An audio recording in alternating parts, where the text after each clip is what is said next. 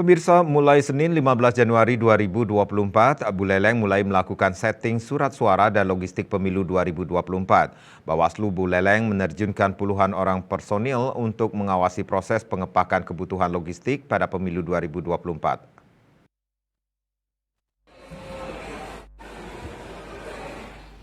Bertempat di gudang KPU Buleleng, setting logistik pemilu mulai dilaksanakan. Penyetingan surat suara dan pengepakan kebutuhan logistik mulai dilakukan per dapil. Dapil 1 Buleleng yang memiliki TPS terbanyak yakni 429 TPS yang tersebar di seluruh desa kelurahan di Kecamatan Buleleng mendapat giliran pertama setting surat suara pemilu. Sedangkan 8 dapil lainnya akan bergilir untuk melakukan penyetingan sesuai jadwal.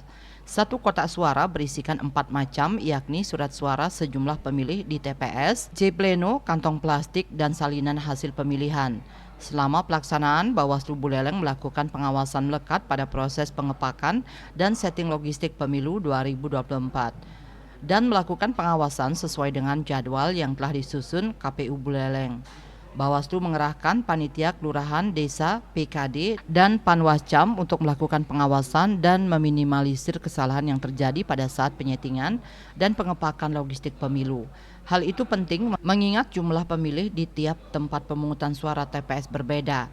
Perbedaan surat suara dapat berdampak pada kurangnya surat suara yang akan digunakan pada hari pemungutan suara pada 14 Februari mendatang.